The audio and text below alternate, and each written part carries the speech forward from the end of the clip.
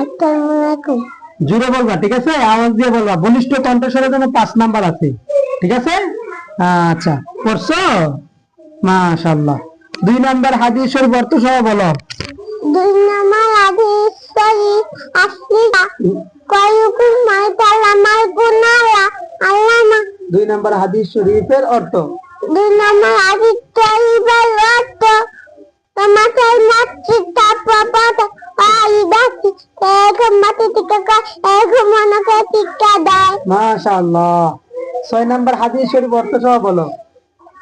10 নম্বর হাদিস আওয়ালুমা ইয়াতা বুদিলা পুতু ইয়াউমাল কিয়ামাতি তালা। মাশাআল্লাহ। 6 নাম্বার হাদিস শরীফের অর্থ বলো। 6 নাম্বার হাদিস শরীফের অর্থ। 4 নম্বর হাদিস শরীফের অর্থ কিয়ামতের দিন তাপবাদ তোমরা আইবাতি এক মাটি টিকা এবং অনাথ টিকা দেয়। আচ্ছা, এখন শুধু হাদিসটুকু বলবা, ঠিক আছে? 1 নাম্বার হাদিস শরীফ বলো। 1 নম্বর হাদিস তুই আসলে দুনিয়াকা ইয়াতি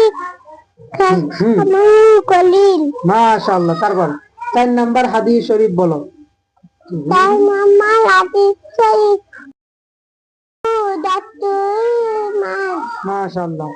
এখন 3 নাম্বার হাদিস শরীফের অর্থটুকু বলো। 3 নাম্বার হাদিস শরীফের অর্থ। মাশাআল্লাহ।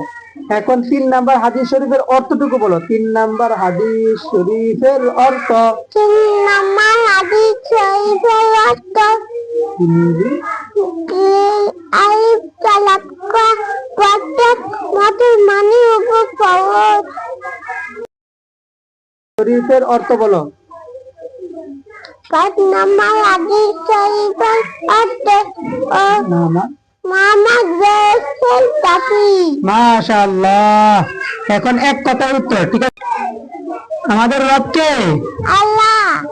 ইসলাম অর্থ কি? শান্তি। আমাদের ধর্মের নাম কি? আল্লাহ তাআলা। আমাদের ধর্মের নাম কি? ইসলাম। আল কোরআন কত পারা? মসজিদ কার ঘর? আল্লাহর ঘর। আমাদের নবীর নাম কি?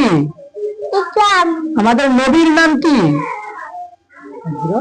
হযরত মুহাম্মদ সাল্লাল্লাহু আলাইহি ওয়াসাল্লাম। আলাইহি ওয়াসাল্লাম। হইছে, আর বলতে হবে না, এতটুকু বললেই হবে। জাতীয় ফলের নাম কি? কাঁঠাল। জাতীয় ফুলের নাম কি?